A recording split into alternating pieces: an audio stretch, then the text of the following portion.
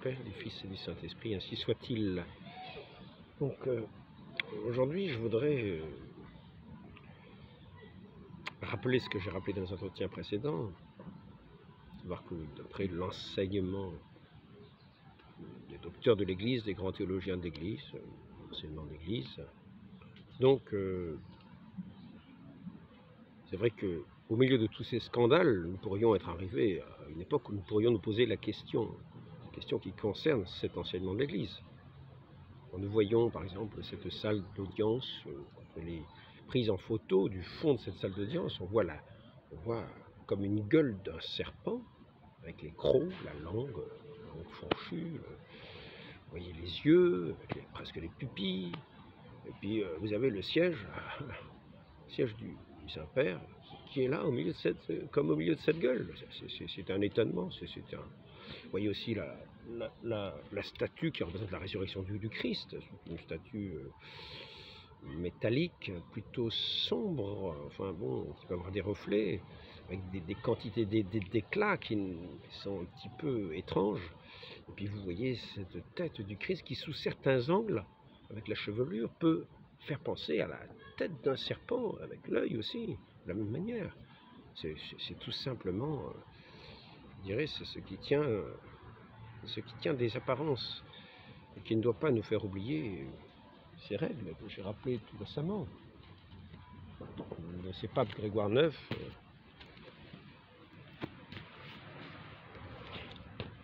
par exemple, le pape Grégoire IX, et de cet autre pape que j'appelle toujours Urbain VIII, mais qui n'est pas urbain, et qui était sans doute très civilisé. Mais il s'appelait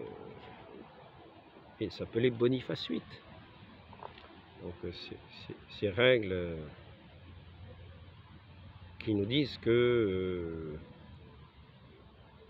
on doit regarder comme nul tout ce qui se fait contre le droit, etc. etc., etc. Donc tout ce qui pourrait s'élever, être fait comme document, de l'Église, des paroles, même des écrits qui iraient contre le droit naturel et le droit divin, que tout le code de droit canonique s'applique à mettre en valeur pour que nous puissions le mettre en pratique. C'est le sens de ce droit canonique, et aussi de régler à l'intérieur de l'Église toutes les lois de l'Église de façon à vivre le plus saintement possible et à respecter tout ce qui tient de ce trésor de l'Église, en particulier sur les sacrements. Eh bien, il nous dit, on doit regarder comme nul tout ce qui se fait contre le droit. Ce droit divin et naturel qui tiennent du nécessaire, qui sont ce qui ne passe pas, ce qui est vrai, ce qui tient de la vérité, ce que Dieu lui-même a établi. Et il peut y avoir quelquefois des phrases qui sont comme ça dites, qui sont comme ça, et certains ont tendance à les mettre sous la loupe, alors qu'il nous est dit clairement, il ne faut pas en tenir compte. Mais pour en revenir, avec tous ces scandales apparents, c'est vrai, quand nous voyons par exemple ces messes, tout le monde est déguisé en clown, ou le prêtre lui-même est déguisé en clown, alors que c'est le saint sacrifice de la messe qui est actuel, le sacrifice de notre Seigneur Jésus-Christ sur la croix. Eh bien, bien sûr, il est vrai, donc de rappeler au milieu de tous ces scandales, de tout ce qui peut nous choquer nos esprits et nous déstabiliser éventuellement, de ne pas paniquer, mais de tenir cet enseignement de l'Église au sujet des papes. Savoir que quelqu'un qui pourrait nous paraître hérétique dans ses paroles, dans tous ces apparats, par exemple à un moment montrer une croix qui avait l'apparence presque d'être une fourche. Ça semblait quelque chose de démoniaque. Et il était là avec Pape François était avec cette croix, comme son bâton de pèlerin, mais qui ressemblait à une fourche. Tout un ensemble de signes, tout un ensemble de paroles, des paroles qui sont comme celles que je rappelais hier, hein, que des enfants soient élevés dans des familles chrétiennes, juives, protestantes. Tout cela ne m'importe pas. Ce qui m'importe, c'est que on leur donne à manger et qu'ils soient bien éduqués. Voilà. Qu'ils soient bien éduqués et qu'on leur donne à manger. Voilà. Quand on connaît l'urgence de la mission pour le salut des âmes, quand on connaît le dévouement de tous ces missionnaires qui ont donné leur vie jusqu'au sang pour annoncer l'évangile, à tous les enfants, à toutes les familles, jusqu'au monde entier, dans tout le monde entier, ils ont versé leur sang pour annoncer l'évangile. Ils ne disaient pas ce qui m'importe, la seule chose qui m'importe, c'est qu'ils aient à manger, une bonne éducation. Ça peut se faire de partout. C'est le zèle à annoncer notre Seigneur, notre Sauveur, et à faire ce qu'il nous a dit, à entrer dans ce royaume par ce saint baptême. Croire en lui. Et donc, ces saints docteurs, au sujet de tous ces scandales, nous disent « L'Église ne connaît qu'un pape hérétique que lorsque un saint concile s'est réuni et l'a déclaré hérétique. » Jusque-là, nous ne savons pas qu'il était hérétique, même si éventuellement il était hérétique. Il était hérétique. Il serait à ce moment-là déposé directement par le Christ et se déposerait lui-même de par son hérésie. Mais l'Église ne saurait pas qu'il est hérétique. Donc, il aurait la juridiction, non pas de droit, en tant que limite membre de l'Église, mais de fait, parce que l'Église, pour le bien des fidèles, c'est l'enseignement d'Église. Tant qu'il n'est pas su qu'il est hérétique, par cette déclaration de ce concile, qu'il le déclare hérétique, non pas qu'il le dépose, un concile n'a pas pouvoir de déposer un pape. Mais de par l'Église aurait connaissance qu'il est hérétique, de par cette déclaration, et c'est à ce moment-là qu'il perdrait sa juridiction. Jusque-là, il y aurait au moins une juridiction de suppléance, comme on pourrait dire, comme une juridiction de suppléance. Cette juridiction ne lui appartiendrait pas de droit, mais de fait. Et donc, tant qu'il n'est pas déclaré, il faut le voir comme pape et être sûr ainsi de ne pas se tromper, mais ne pas se tromper en agissant ainsi. Et si l'on veut demeurer dans la juridiction, il faut être en union avec celui que l'Église n'a pas déclaré hérétique et qui est donc pape. Donc on doit appeler le pape. Il faut être en union. Cette union est de nécessité. En conséquence, nous déclarons, disons, définissons qu'il est absolument nécessaire au salut pour toute créature humaine d'être soumise au pontife romain. Donc, tant qu'il n'est pas déclaré hérétique, c'est le pape. Il faut lui être uni. Mais n'oublions pas ces règles de l'Église, qui ne nous font pas tomber dans les hérésies ou des paroles que nous devrions croire absolument. Non. Être uni au pape, ce n'est pas croire des erreurs. Non, parce que ces erreurs, toutes les erreurs qui seraient professées, qui seraient dites de sa bouche, comme par exemple se dire la seule chose qui m'importe, moi ça ne m'importe pas qu'il soit éduqué dans une famille chrétienne, juive ou protestante. Non, la seule chose qui m'importe, c'est qu'il soit nourri puis qu'il soit bien élevé, quoi. Le baptême, on n'en parle pas, non, rien. La foi, on n'en parle pas. Non, mais ça, il est évident que on n'en tient pas compte. C'est important d'être nourri et éduqué. Nous n'avons pas à adhérer à de tels propos et à dire la même chose. Mais tout ce qui va contre le droit naturel et le droit divin peut être tenu pour nul. Il y a aussi d'autres faits qui pourraient apparaître dans tel document, dans telle chose. Hein. Ce qui a été fait illicitement n'entraîne pas d'obligation. C'est le même sens. C'est-à-dire qu'en fait, dans cette église qui est l'Église, la juridiction dans laquelle nous sommes, lorsque nous sommes en union avec le pape, donc il n'a pas été déclaré hérétique, nous sommes en union, Et il n'y a pas de danger à cela, puisque tout ce qui est mauvais est déclaré pour nul. Donc comme je l'ai dit, nous ne sommes pas en union avec ce qui est mauvais. Donc je voudrais maintenant que j'ai fait ce petit rappel, montrer que beaucoup d'accusations qui sont faites, et qui, parmi tant de choses qui sont scandaleuses, on en voit des scandales, au moins médiatiquement, parce que ce qu'il en est de la réalité, nous ne savons de la réalité que ce qu'on entend souvent dans les médias. Et oui, quelquefois des choses nous scandalisent, alors que nous les voyons directement de nos yeux, alors qu'il n'y aurait pas de motif d'être scandalisé, si on en connaissait le fond des choses. Donc, dans toutes ces choses-là, ils peuvent nous scandaliser, et quelquefois à juste titre. Eh bien, je voudrais dire qu'il y a beaucoup d'accusations qui sont faites à faux. Dire par exemple, tenir par exemple, parce qu'on a dit que, bien sûr, sans attente de concile, on a décrété soi-même, hein, on tient lieu de concile soi-même, on se fait le concile avec soi-même, et on décrète de soi-même que le pape est hérétique. Alors à ce moment-là, on dit, ah ben c'est pas l'Église, c'est une secte, tous ceux qui l'ont suivi sont hérétiques, etc., etc. Donc là c'est sûr, là on se trouve avec sa secte, on se trouve avec ceux qu'on coopte comme ça par nous-mêmes. On fait ces petits conciles de laïcs avec quelques prêtres, et on croit que c'est un concile qui va décréter qu'un pape est hérétique. Mais non, c'est pas ça. Le concile des évêques et des cardinaux. Ce n'est pas nous-mêmes enfin, mais certains donc ont décrété, et on dit la secte conciliaire. Voilà. Je répète qu'il n'y a pas d'église conciliaire. Puisque tout ce qui est contre le droit, etc., tout ce qui est contre le droit naturel et divin est tenu mais pour nul. Donc ce ne sont que des lois qui correspondent aux lois de l'Église.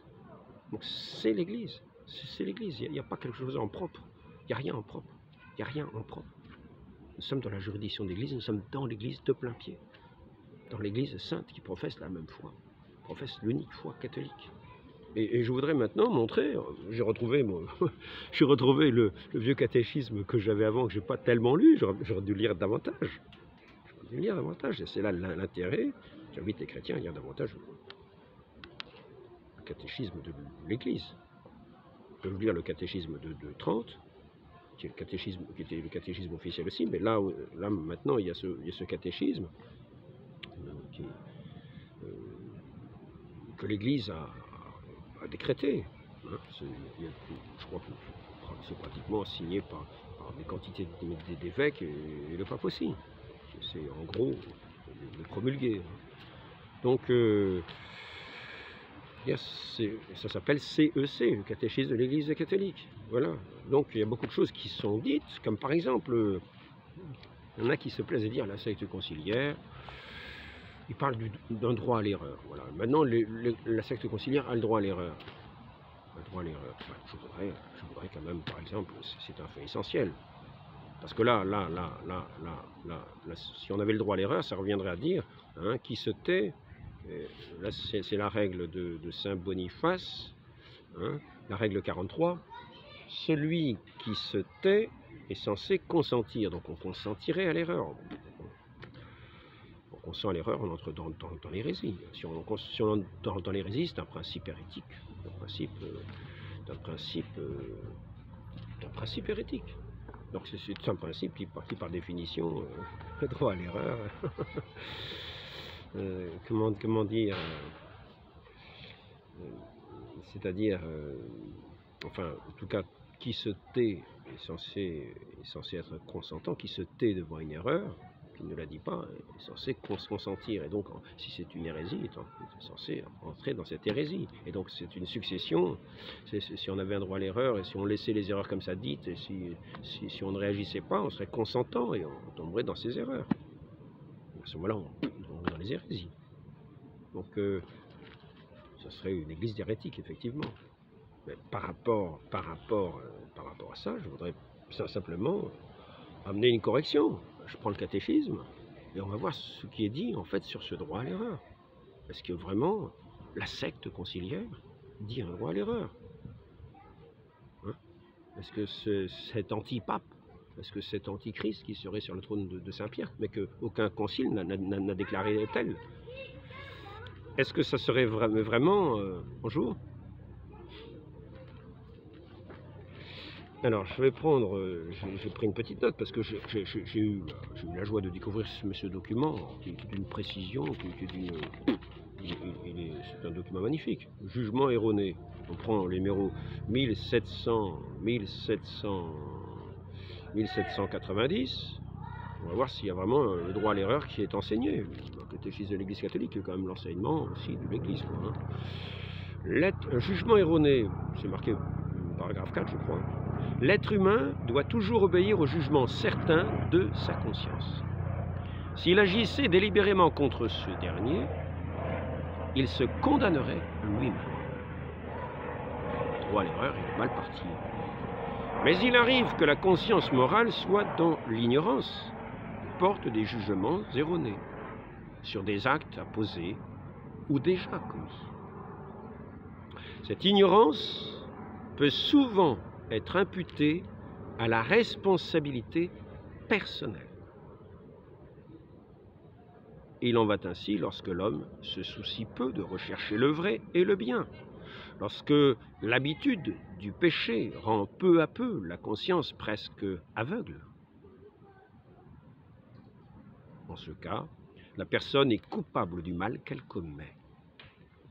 L'ignorance du Christ et de son évangile, les mauvais exemples donnés par autrui, la servitude des passions, la prétention à une autonomie mal entendue de la conscience, le refus de l'autorité de l'Église et de son enseignement, le manque de conversion et de charité peuvent être à l'origine des déviations du jugement dans la conduite morale. Si au contraire l'ignorance est invincible, ou le jugement erroné sans responsabilité du sujet moral, le mal commis par la personne ne peut lui être imputé. Il n'en demeure pas moins un mal, une privation, un désordre. Il faut donc travailler à corriger la conscience morale de ses erreurs. La conscience bonne et pure est éclairée par la foi véritable. Car la charité procède en même temps d'un cœur pur, d'une bonne conscience et d'une foi sans détour. 1 Timothée 1, 5.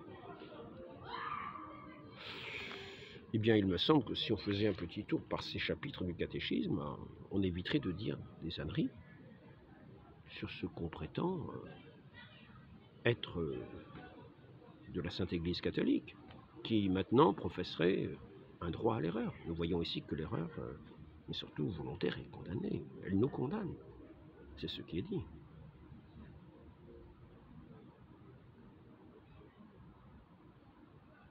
L'être humain doit toujours obéir au jugement certain de sa conscience. S'il agissait délibérément contre ce dernier, il se condamnerait lui-même. Donc il ne s'agit pas non plus du salut universel des âmes. Il ne s'agit pas non plus d'un salut universel, puisqu'il y a cette condamnation. Il y en a qui parlent de secte Vatican II, le salut universel. Donc moi, je dois dire, c'est vrai qu'il y a certaines expressions qui ont pu laisser penser cela, mais regardons ce que dit l'enseignement véritable, l'enseignement du catéchisme de Jean-Paul II.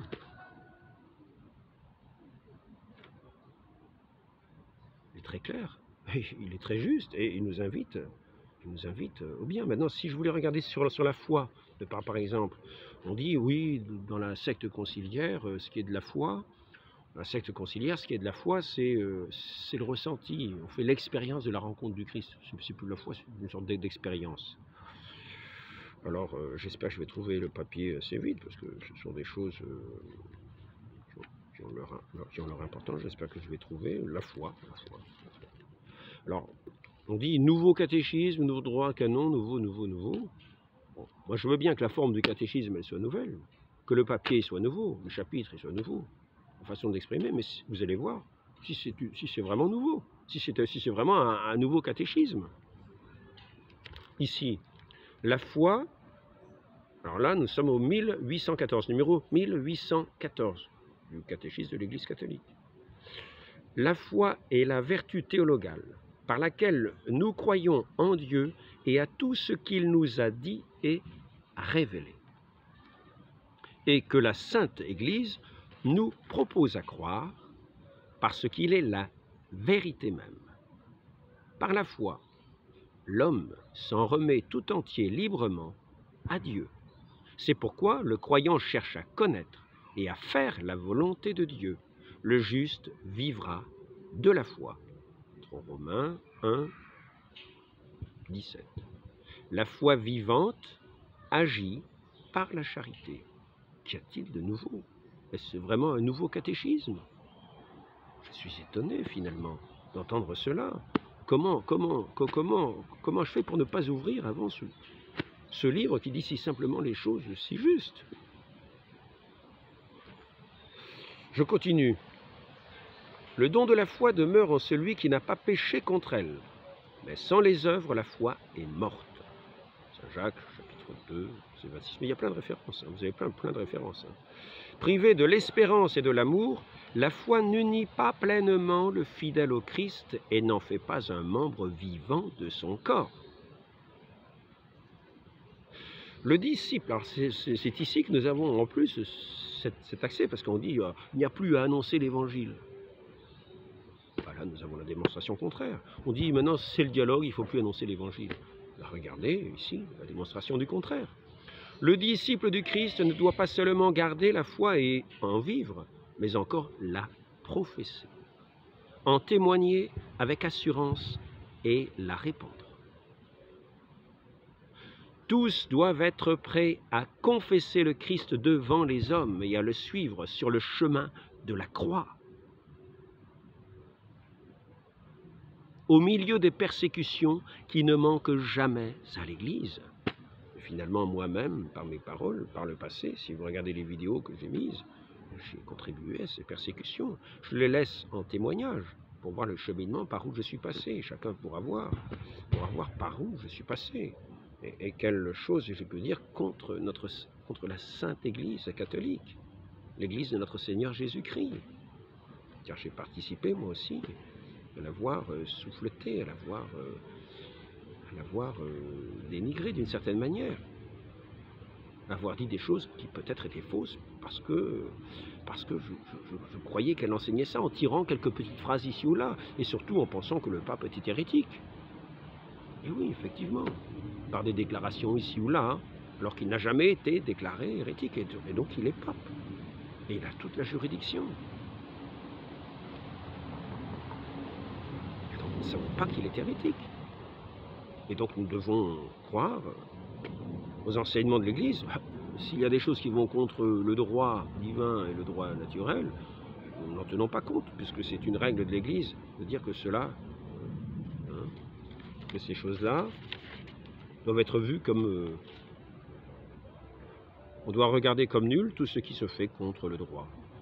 Et ce qui est, en plus, là, c'est la règle de Boniface numéro 64. Et ici, c'est...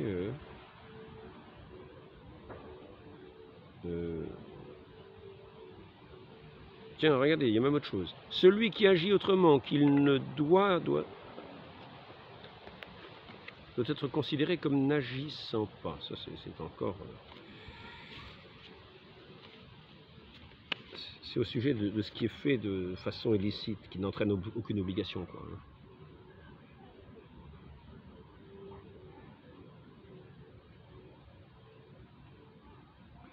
Je ne retrouve pas. Ici, ce qui a été fait illicitement n'entraîne pas d'obligation. Si on nous demande des choses, s'il y a des décrets qui nous demandent des choses mauvaises, ça n'entraîne aucune obligation.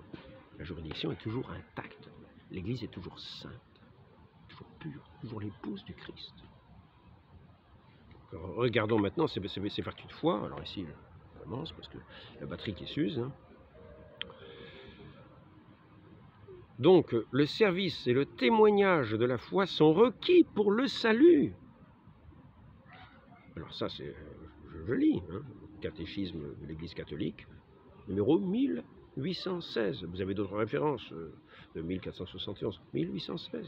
Hein. Quiconque se déclarera devant moi, pour moi devant les hommes, je me déclarerai moi aussi pour lui devant mon Père qui est aux cieux. Mais celui qui me reniera devant les hommes, je le renierai moi aussi devant mon Père qui est aux cieux. Vous voyez, moi je trouve que c'est quand même des enseignements tout à fait catholiques.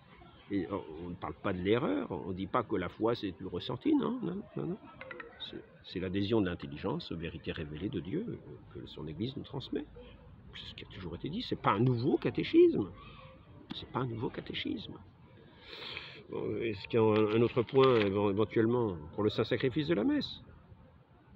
La messe, je vois 1367, le sacrifice du Christ et le sacrifice de l'Eucharistie sont un unique sacrifice. C'est une seule et même victime. C'est le même qui offre maintenant par le ministère des prêtres, qui s'est offert lui-même alors sur la croix. Seule la manière d'offrir diffère. Dans le divin sacrifice qui s'accomplit à la messe, ce même Christ...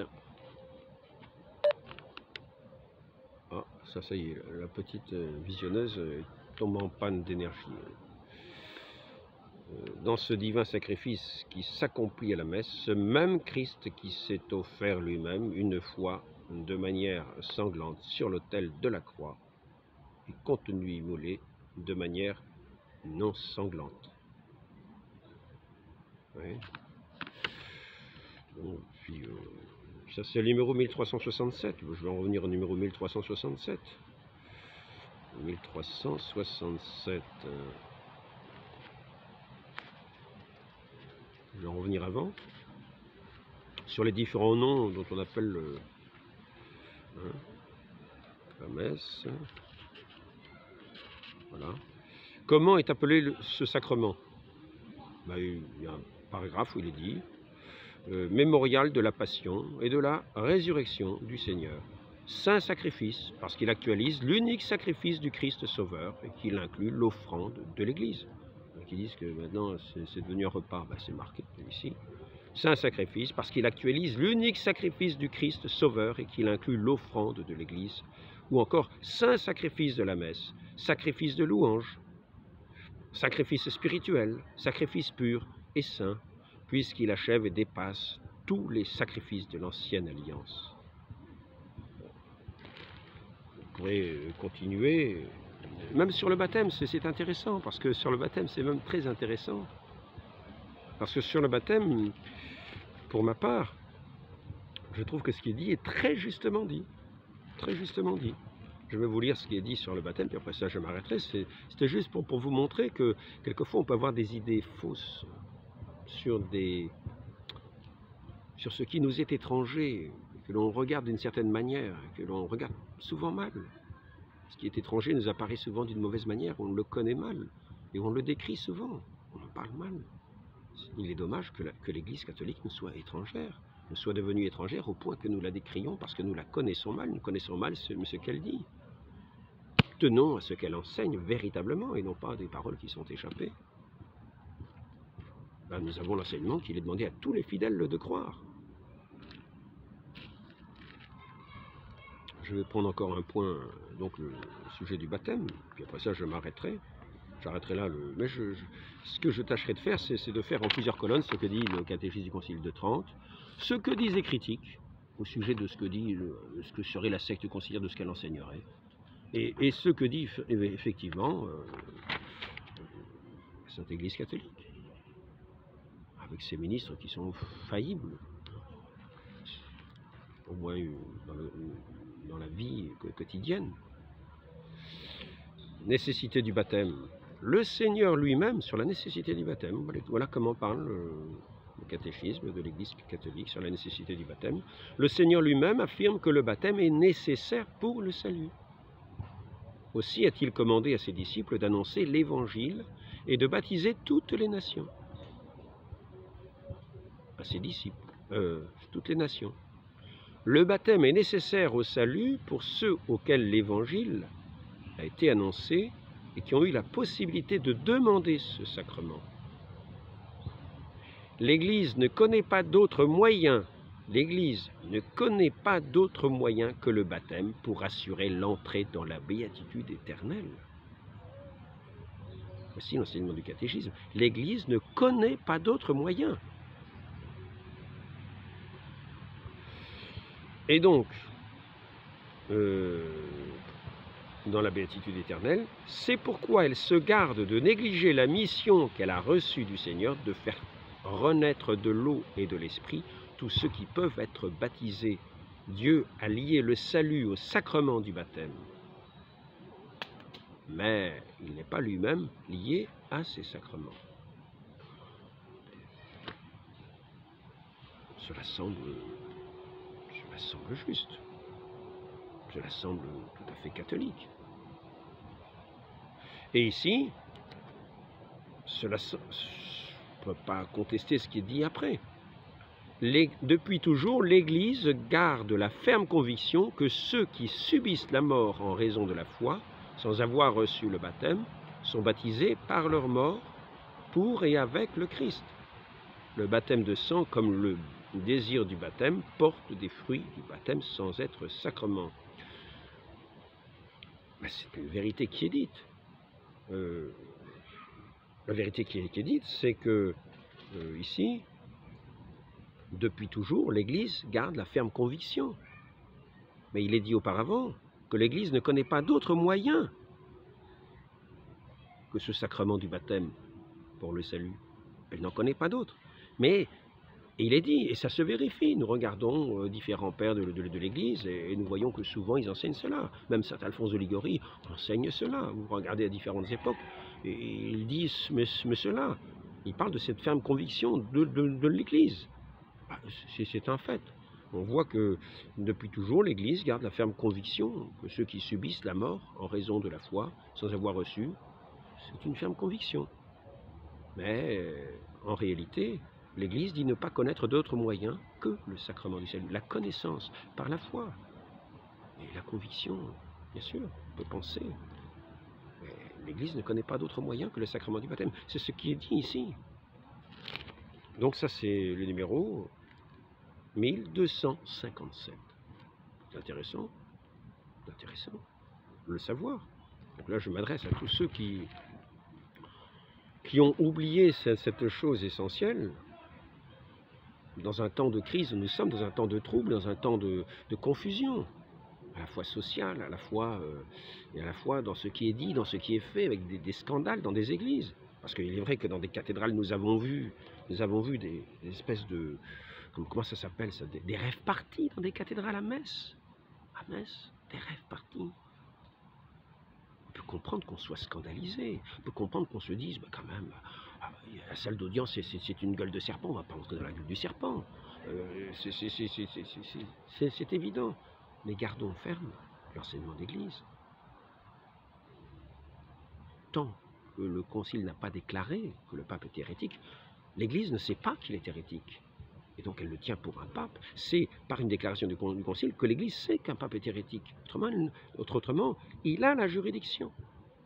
Soit de droit, s'il n'est effectivement pas hérétique, soit de fait, s'il est effectivement hérétique. Mais l'Église n'en sait rien. Et par contre, la juridiction, l'Église a toujours sa juridiction. Le pape a toujours la juridiction. Et celui qu'on appelle pape, de toute façon, a toujours la juridiction. Donc voyons que cet enseignement... Peut-être en cherchant encore, je vais trouver des choses scandaleuses, mais jusque-là, je n'ai pas vu droit à l'erreur. Jusque-là, j'ai vu que la messe était un saint sacrifice, c'était le saint sacrifice de la messe. Jusque-là, j'ai vu, je sais plus, la foi n'est pas simplement une impression, une expérience personnelle. Par contre, c'est une vertu théologale, c'est un don.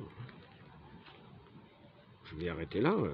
J'aimerais bien montrer encore en quoi ce catéchisme est dit nouveau. Je vous le dis, le papier est peut-être nouveau, l'impression est peut-être nouvelle, mais l'enseignement, jusque-là, est le même. Au sujet de la...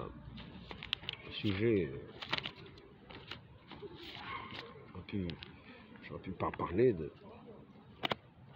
Tant pis, je ne vais pas le trouver, 1805, il me semble que c'est...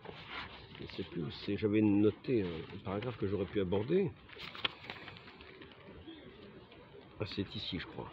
Voilà, ça c'est un prêtre, Horowitz, je crois qu'il s'appelle, le père Horowitz, qui répondait à monsieur Adrien Abosi dans une vidéo utilisant le catéchisme pour montrer que ses affirmations étaient fausses. Donc ici, par exemple, Ah ben c'est pas ça, tiens, je me suis trompé. Donc il parlait de la liberté religieuse avec... ce n'est jamais... c'est simplement le fait que c'est un droit naturel de ne pas être persécuté parce qu'on n'est pas chrétien, par exemple. Ouais, en gros, c'est ce qui est mis, je crois que c'est 1825, je m'en souviens plus trop. 1800, je me suis trouvé ça, mais je n'ai pas trouvé ça maintenant. Je n'aurais pas dû aborder le sujet parce que j'ai perdu mon papier. 1800, charité, c'est pas ça, non, c'est pas ça, 1805 peut-être. 1805, j'ai passé. Distinction des vertus cardinales, on n'y est pas mais du tout. Encore une chose, au sujet de la grâce, par exemple, vous allez voir, c'est extraordinaire, ou bien du purgatoire. On va voir en quoi le catéchisme est un nouveau catéchisme. On va voir si c'est un nouveau catéchisme.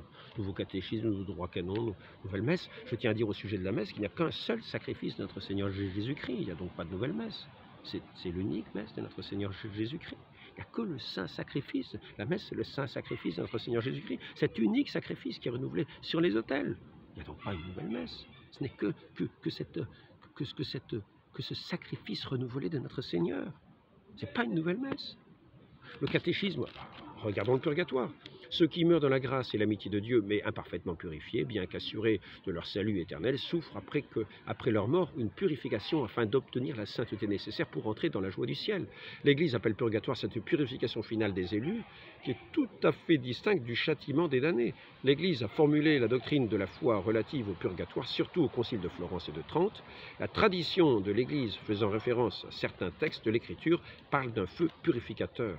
Pour ce qui est de certaines fautes légères, il faut croire qu'il existe, avant le jugement, un feu purificateur, selon ce qu'affirme celui qui est la vérité, en disant que si quelqu'un a prononcé un blasphème contre le Saint-Esprit, cela ne lui sera pardonné ni dans ce siècle-ci, ni dans le futur. Dans cette sentence, nous pouvons comprendre que certaines fautes peuvent être remises dans ce siècle-ci, mais certaines autres dans le siècle futur, etc. Cet enseignement s'appuie aussi sur la pratique de la prière pour les défunts, dont parle la Sainte Écriture. Voilà pourquoi Judas Maccabée fit faire ce sacrifice expiatoire pour les morts, afin qu'ainsi, délivrés de leurs péchés, dès les premiers temps de l'Église, a honoré la mémoire des défunts et offert des suffrages en leur faveur, en particulier le sacrifice eucharistique, afin que, purifiés, ils puissent parvenir à la vision béatifique de Dieu. L'Église recommande aussi les aumônes, les indulgences et les œuvres de pénitence en faveur des défunts. Portons leur secours et faisons leur commémoration. Si les fils de Job ont été purifiés par le sacrifice de leur père, pourquoi douterions-nous que nos offrandes pour les morts leur apportent quelque consolation?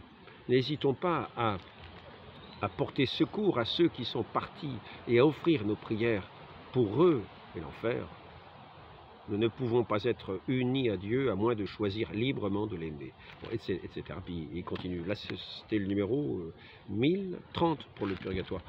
Voilà, je tiens à rappeler, pour ceux qui douteraient de ce que je dis, regardez le catéchisme. Regardez le catéchisme. Regardez-le. Puis moi, je suis admiratif. Ces textes que j'ai lus là, il y a peut-être des textes qui vont par la suite me scandaliser. Mais néanmoins, il faut savoir une chose. Il n'y a pas eu de concile qui a déclaré le pape hérétique. N'oublions pas, il est toujours pape. De droit ou de fait, il a la juridiction. Voilà. Demandons à notre Sainte Mère, la très Sainte Mère de Dieu, la Vierge Marie, de nous garder comme des enfants et de croire ce que l'Église nous enseigne, qui est si fondamental pour nous garder dans la tranquillité, dans la paix des enfants de Dieu. Non pas dans des querelles toujours intestines.